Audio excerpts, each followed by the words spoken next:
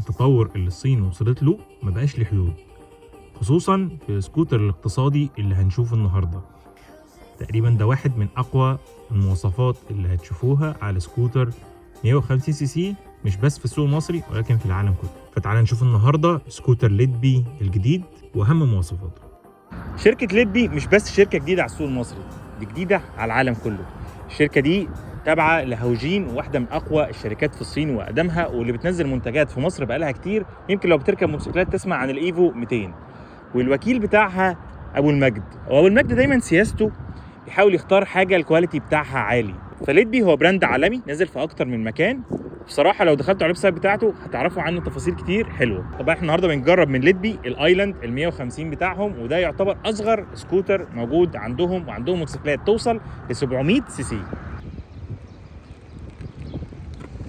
بالنسبة للتصميم الخارجي بتاع السكوتر ده، بصراحة سكوتر التصميم بتاعه جميل جدا، وده لان ما شاء الله الصين عليها ابتدى يبقى فيها تبادل خبرات في التصميم بشكل كبير. ولكن فعلا السكوتر مألوف بالنسبة لناس كتير بتحب دايما الفانوس اللي بيبقى فيه حتتين هنا، بيبقى بالنسبة للعين مألوف شوية. السكوتر مخطوف هنا، فده هينفع في الايروديناميك بشكل جميل. الإضاءة مش متسلطة فوق فبتبقى نازلة كده على الارض، لا، كل ما يكون مستوى الاضاءه تحت كل ما تاخد اضاءه احسن. طبعا السكوتر اضاءات LED متوفر بالوان كتير. بص اللون اللي هنا ده صراحه تحفه، يعني انا من وجهه نظري حلو، بس عندهم لون اصفر وعندهم الوان تانية تقدروا تشوفوها. السكوتر جاي بتصميم يعني زي ما نقول مسحوب من قدام كده، ومن ورا شكله كمان جميل بالاضاءه اللي مسحوبه من ورا هنا. طبعا السكوتر كمان الكرسي بتاعه جاي جلد شكله شيك. كل الخامات المستخدمة في التصميم هنا بريميوم، خصوصا ان هم حاطين ميكس الوان في كل حتة، زي هنا لون سيلفر مع اللون بترولي، كرسي اسود، هنا ده بلون الجدون، جدون كروم، تطعيمات هنا سيلفر مع كربون فايبر، ميكس الوان كبير. سريعا السكوتر ده جاي بمحرك 150 سي سي تبريد ميه. هنلاقي رادياتير بتاعه موجود في الناحية التانية في المكان الصغير اللي موجود هنا ده. انجكشن بقوة حصانية محترمة يا جماعة. بصوا حتى التصميم هنا حاجات سيلفر تحط عليها رجلك عشان الفايبر ما يتجرحش، دي معدن مع تطعيمات هنا باللون الازرق، فتفاصيل حلوه. السكوتر جاي بجنوط الاماميه 14 والجنوط الخلفيه 13، وده حاجه في الوسط كده، مش هتخليك جنوط صغيره تحس بالمطبات، ولا هي جنوط كبيره جدا فتعلي السكوتر وتخلي الهواء يعدي من تحتيه ويقلل الثبات بتاعه على الطريق. نقطة من الحاجات بقى الحلوة الفارقة في السكوتر ده جدا اللي هي بتخلص أي كلام، وهي الفرامل بتاعة السكوتر ده أحسن فرامل نزلت في سكوتر اقتصادي، لأن الفرامل اللي هنا دي فرامل نايزن اليابانية اللي هي بتنزل في الموتوسيكلات هوندا القوية. EBS طبعا، ودي نقطة حلوة في السكوترات دي، ومش بس EBS، ده كمان EBS من شركة بوش، فدي أحلى فرامل في الفئة بتاعته ما بين المنافسين. وعايز أقول لكم دلوقتي الفرامل بقت من النقط اللي ما ينفعش 2025 ما اقولكش ان فيها ABS ولا اقولك ان فيها براند. ندخل بقى سريعا على جوه، وهنا يطول التفاصيل لان هنا في كام نقطه مميزه شويه. طبعا السكوتر ده تشغيل بصمه، مفتاحه شكله شيك جدا ومش محتاج تطلعه وانت بتشغل السكوتر. النقطه المميزه هنا يا جماعه ان هنا في زرار حاجه اسمها اوتو هولد، لما بنشغله هنا بينور في العداد موجود هنا وبنطفيه، وده وظيفته ان انت وانت ماشي لو وقفت في اشاره الموتور ده بيطفي. طب بيطفي ليه؟ علشان يوفرك في البنزين. امتى يشتغل؟ مش بتدوس مارش، مجرد ما بتدوس بنزين ما بياخدش اقل من ربع ثانيه ويكون الموتور داير تاني. طب هل احنا بقى هنا بنفضل نشغل مارش مارش مارش لو وقفنا وبطل وغيره؟ السكوتر ده يا جماعه مشتغل من غير مارش، تكنولوجيا تانية كده غير المارش. يعني هنا في الصوت مارش، هنا لو دورته بيدور على طول كده. مش عايزين ندخل في التفاصيل زي دي، ممكن لو عايزين تعرفوا ازاي بيدوروا السكوترات الجديده دي، اغلب هوندا وحاجات زي كده بتدور بالمنظر ده، نعمل لكم فيديو منفصل. السكوتر ده موجود فيه شاشه كبيره قوي TFT. بصوا استنى، شايفين الدلع؟ واحده من اعلى الشاشات اللي انا شفتها، لان مش هخبي عليكم الشاشات دي بقت مألوفه كتير، بس الشركات الصينيه اللي اي كلام بقت تنزلها زي ما تقول برام او بروسيسور قليل جدا، بتحس انها بتعلق وبطيئه والكواليتي بتاعها مش احسن حاجه. هنا ما شاء الله عليها محترمه جدا، في زرار هنا وفي زرار هنا نقدر نتحكم. هنا مثلا تقدر تشوف معلومات كتير زي دي ماي فييكل، عندك هنا التاير بريشر، تقدر تنزل هنا بقى على كذا حاجه، الموبايل انترنت، ديسبلاي مود. هقول لكم ديلي لان السكوتر ده يا جماعه هنا فيه حساس، الحساس ده مهمته ان هو يحس انت في الصبح ولا بالليل. طب ده بيفرق في ايه؟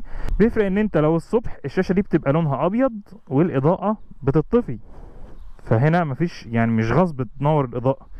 طيب لو انت بالليل الاضاءة بتاعته تشتغل والشاشة بتقلب اسود، فانت لو الصبح ودخلت في نفق الاضاءة اوتوماتيك هتشتغل والشاشة لوحدها هتشتغل. تعالوا اوريكم حاجة.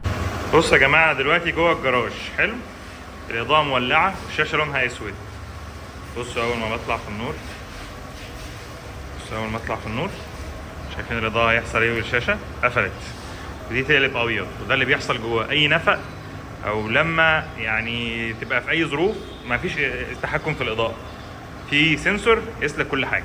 عشان كده ديسبلاي مود فيها نايت والصبح وفيها الاوتو مود. حلو. في يونت سيتنج عشان لو عايز تمشي بالكيلو ولا المايل، والتايم واللانجوج والبرايتنس والفيكل انفورميشن. في حاجات هنا اسمها الفولت بتعرفك لو في مشكله في السكوتر، وبالتالي السكوتر ده فيه حساس ضغط اطارات بيوريك على الشاشه ضغط الاطار الامامي والخلفي، ودي من المواصفات النادره. عشان كده بقول لكم السكوتر ده مليان مواصفات: حساس ضغط اطارات، السنسور بتاع اللي بيقيس الصبح ولا بالليل، الاوتو هولد. كل ده مش موجود في المنافسين، يعني ولا موجود في المنافسين هم 250 سي سي ولا 300 سي سي. ده اول سكوتر ينزل في مصر بالمواصفات دي، وكل ده جايبينه من شركات قويه، فمش جايبين عك عشان يبوظ بعد ايه حاجه قليله. كل المواصفات دي شغاله بعد 8000 كيلو اللي احنا بنجرب فيهم السكوتر. تعال نتكلم بقى شويه عن الراحه واحساسك بالموتور ايه واستجابته، وكمان الفرامل والمساعدين. بالنسبه للسكوتر اقتصادي ده الاطار اللي لازم نتكلم عليه. السكوتر ده يا جماعه من انعم واحلى السكوترات اللي هتحس بيها اول ما تقعد عليه وتدوس البنزين. سكوتر ناعم جدا. احيانا بلاقي في المنافسين، وانا سابق جربت المنافس ليه يعني بغض النظر عن ذكر الاسماء، ولكن كان صوته وانطباعه خشن كده تحت رجلك. هنا الموضوع ناعم جدا. استجابة الموتور حلوة بشكل غير طبيعي، ويبان فيها ان ما فيهاش اي اضطراب مع السرعات العالية او السرعات القليلة، ودي حاجة ملحوظة كبيرة جدا بتحس بيها مع السكوترات. لما تعدي مثلا ال90 في الرينج ده بتحس ان لا في اختلاف في الاداء مع السكوترات التانية. هنا الموضوع سموث جدا، وده لان السكوتر طبعا الموتور بتاعه انجكشن تبريد ميه، فمدين له جميع الوسائل بتاعه المساعده شويه. خليني اوريكم كده حاجه. احنا مثلا دلوقتي على 80، لو وطينا وزودنا بنطلع اهو عادي سموث خالص اهو لحد ال100. وال100 دي يا جماعه انا موطي وبصور عادي ومش قلقان، مش على احسن طريق بس عادي خالص. عندنا اهو 110 طبعا لان العبد لله وزنه 110 كيلو وطولي 190، فانا عباره عن تقل على السكوتر، وحط على التقل ده انا عامل زي شراع كده. فهل هو التوب سبيد بتاعه 110؟ لا اكتر. ولكن خلينا نقول ان السكوتر ده لو عايز تمشي بيه على 110 كسرعه ثابته يعني براحتك عليها تقدر تعمل كده، ودي من الحاجات الحلوه في رينج السكوترات دي. طبعا انا متوقع ان السرعه دي هتزيد لو انت عملت تعديل للسكرينه دي وخليتها تطلع فوق شبرين كده، بس هترمي الهواء بعيد عنك وتخلي مقاومه الهواء او الايروديناميك تبقى احلى. السكوتر ده طبعا انا قلت لكم ماشي 8000 كيلو. صاحبه المالك بتاعه صديقي ما واجهوش اي مشاكل، خلى 8000 غير بكر صاحبه وغيره ومفيش اي مشكله ثانيه. بالنسبه للراحه اديكم شايفين انا حاطط رجلي على البوزيشن الثاني ده وقاعد بشكل مرتاح فارد رجلي، ولا في فايبريشن زياده مثلا في الجادون محسسك انك متضايق. والعلم صاحب السكوتر ده مشاويره كل يوم حوالي 35 كيلو رايح 35 كيلو جاي على طريق سريع، زي ما يكون في الدائري كده بيطلع من مثلا التجمع لاكتوبر حاجات شبه كده كل يوم. ده اللي خلاه يعمل 8000 كيلو في 3 شهور. يزيد بقى الفايبريشن والكلام ده. بصراحه يا جماعه ان نظام المساعدين بتاعه سموث جدا وسهلين وما بيحسسوش ظهرك باي حاجه.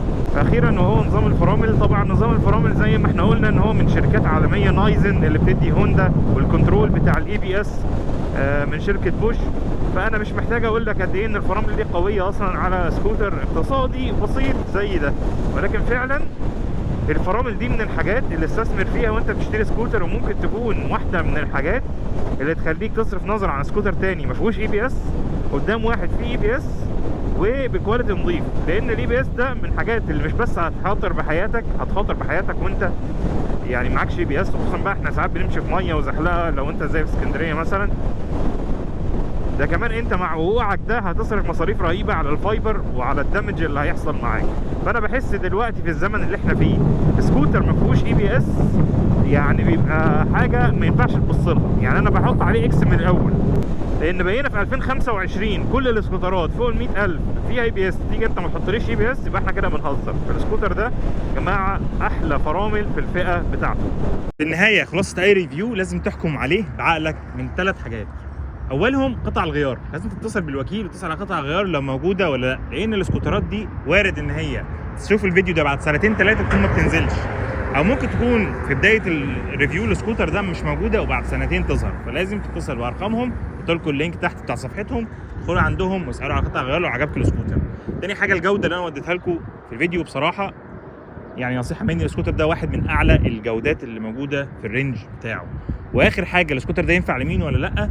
السكوتر ده ينفع لحد نفسه يركب اعلى مواصفات موجوده في السوق، لان هو ممكن يكون كان معاه عربيه زي جي تور او العربيات الصيني اللي مليانه اوبشنز، وما بيحبش الحاجات البدائيه اللي موجوده في المنافسين زي مثلا اس واي ام او المنتجات البدائيه اللي ما فيهاش لا شاشه ولا غيره، هيزهق منها. السكوتر ده مخصص للناس اللي بتحب التكنولوجيا او التك جوه وسيله المواصلات اليوميه بتاعته. فده هيكون السكوتر اللي انت لازم تعتمد عليه. لو لحد هنا لسه ما عملتش سبسكرايب في القناه استاذنك ادخل كده اضغط على الجرس وتابعنا، ولو على الفيسبوك برضو تابعنا عشان تعرف الجديد. احنا بنعمل لك ريفيوهات بنحاول على قد ما نقدر بتكون عميقه شويه بعد تجارب طويله شويه، مش بناخد لك لف وخلاص، ندي لك محتوى متكلف في المصداقيه اكتر ما هو في التصوير.